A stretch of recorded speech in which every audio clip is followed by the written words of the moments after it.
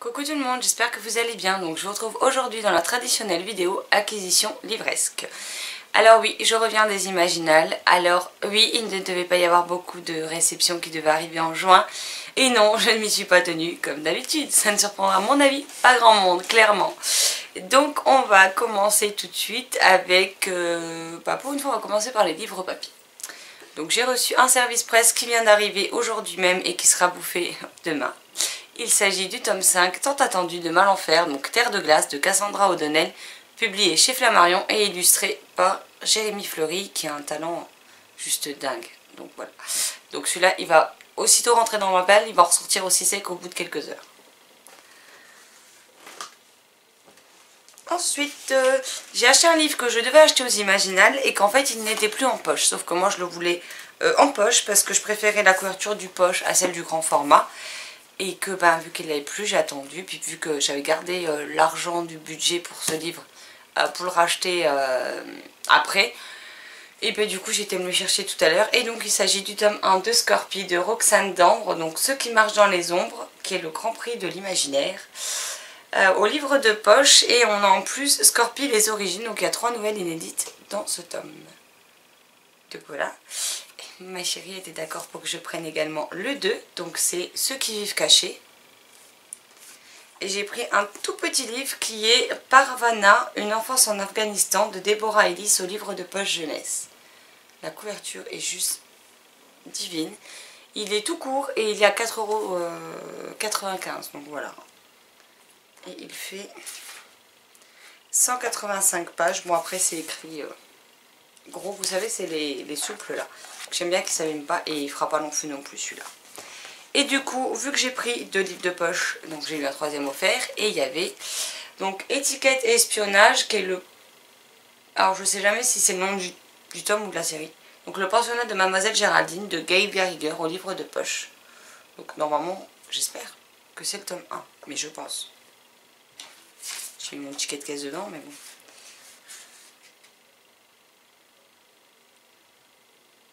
Oui, c'est ça. Alors, c'est le premier tome d'une saga de 4 tomes. Il y a aussi les 5 tomes du protectorat de l'ombrelle. Et il y a déjà 2 tomes sur le protocole de la crème anglaise.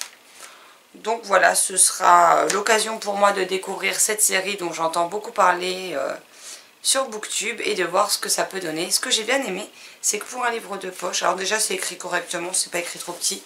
Et les en-têtes de chapitres sont décorées, ce qui est assez rare dans les livres de poche, donc je suis plutôt contente. Et maintenant on passe à mes 2 achats numériques. Non. Si. À mes 2 achats numériques et après mes SP numériques. Donc on a tout d'abord Creative Thing, le tome 4, dont j'ai oublié le titre, que je vous glisse là ou là, de Rachel Berthelot chez Sharon Kenna. Et on a également le tome 4 de Cœur de Flamme de Imane Yitayo, publié aux éditions Plume Solidaire. Donc c'est le dernier de la série qui me manque. Et je pourrai enfin le lire en numérique. J'avoue que le numérique est un peu cher, mais c'est un livre d'Imane. Et que je voulais finir la saga en achat, puisqu'elle ne sera bientôt plus disponible pendant un certain temps, puisqu'il va être édité chez un autre éditeur. Donc du coup j'ai voulu assurer le coup et me prendre ce dernier tome. Et maintenant on passe à mes services presse numériques. On a Elio, donc ce petit hérisson tout mignon aux éditions Plume Solidaire, qui sort en juin. Et on a Creative Thing, donc le tome 3, pareil, donc je sais plus le titre. En fait je me mélange avec tous les titres des 4 tomes parus, donc c'est une catastrophe. Enfin voilà quoi, il est là, ou là, je sais pas. Et que j'ai lu, que j'ai beaucoup aimé, et dont ma chronique arrivera au moment où vous verrez cette vidéo, elle sera peut-être déjà là. Sinon c'est qu'elle arrivera dans aujourd'hui ou demain, voilà. Et le dernier que je ne vais pas tarder à recevoir, il s'agira de Fear to Love de Françoise Gosselin, publié chez Sharon Kenna Édition. Donc voilà, vous voyez, encore une fois, pour une semaine qui devait être light. Voilà, quoi, il y a 1, 2, 3, 4, 5, 6, 7, 8, 9, 10. On fait pas trop dans le light, hein. On commence fort le mois. Mais bon, c'est pas grave. On va se calmer le reste du mois. Hein. On n'aura pas vraiment le choix. Donc voilà pour mes réceptions, acquisitions de la semaine. N'hésitez pas à me dire en commentaire ce que vous avez emprunté, acheté, reçu, S'il y a des livres qui vous font envie, s'il y en a d'autres parmi ceux que vous avez acquéris, que vous me conseillez, c'est toujours un plaisir de voir ce que vous pouvez me suggérer comme lecture.